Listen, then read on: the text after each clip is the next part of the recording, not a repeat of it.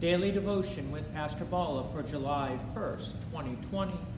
From 1 Samuel chapter 13. How quickly do we forget? Let's start with verse 1. Saul lived 1 year and then became king.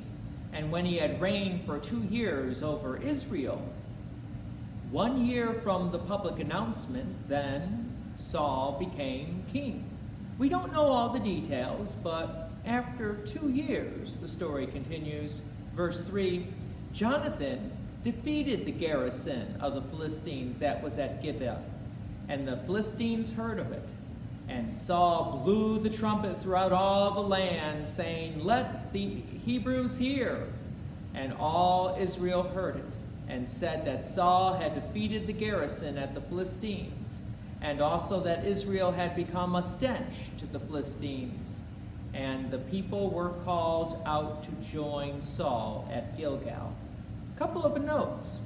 First of all, it took 2 years for this garrison to be taken down, so to speak, by the people of Israel. 2 years for Saul's son to defeat the garrison. Wasn't that the king's responsibility? You could say yes, but he delegated his responsibility to his sons. Well, now the Philistines were mad, and so Saul had to call all the men out to fight. However, the Philistines had a much larger army.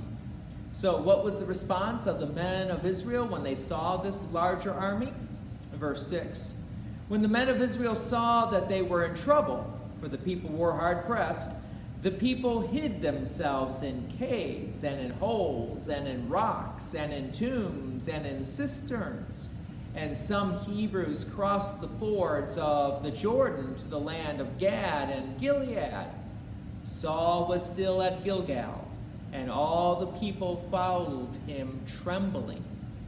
Okay, the men of Israel were hiding and trembling. They were scared. Saul told Samuel to come and to offer sacrifice. Let's get God on our side, so to speak. Verse 8. Saul waited 7 days, the time appointed by Samuel, but Samuel did not come to Gilgal, and the people were scattering from him. So what do? Samuel was running late. The people were scattering. What should the king do? Wait because the king is not the priest, or offer the sacrifice without the priest?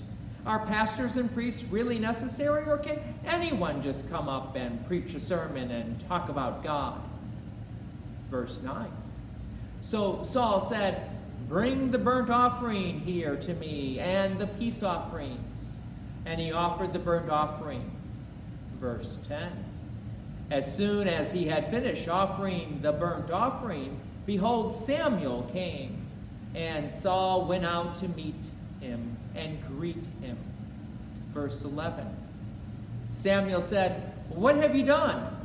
And Saul said, "When I saw that the people were scattering from me, and that you did not come within the days appointed, and that the Philistines had mustered at Michmash, I said, now the Philistines will come down against me at Gilgal, and I have not sought the favor of the Lord. So I forced myself and offered the burnt offerings." Saul forced himself? Saul was correct that he needed God's support. However, Saul was not Samuel. Saul usurped Samuel's position. If you needed God's help, you were not going to get it this way. Was there going to be consequences for Saul's actions? The answer is yes. Verse 13. And Samuel said to Saul, "You have done foolishly. You have not kept the command of the Lord your God, which he commanded you. For then the Lord would have established your kingdom over Israel forever. But now your kingdom shall not continue. The Lord has sought out a man after his own heart, and the Lord has commanded him to be prince over his people, because you have not kept what the Lord commanded you." Samuel noted that God was willing to keep Saul as king and his family for future generations as king, but that has now changed. God's going to look for a new king to lead them. Why? Because Saul's heart was not after God. So God was going to look for a king who had the heart of God. You see, God takes faith very seriously. God will deliver his people. But we, as his people, need to continue to trust in the strength of God instead of our own abilities. So join me again tomorrow as we hear about Saul's continued bad judgments. God's peace and many blessings be with you. Thank you for watching this video, and please take an opportunity to share this with others. If you have enjoyed these daily devotions, please consider making a donation to Peace Lutheran Church, 24024 West Main Street, Plainfield, Illinois, 60544. Thank you again for watching.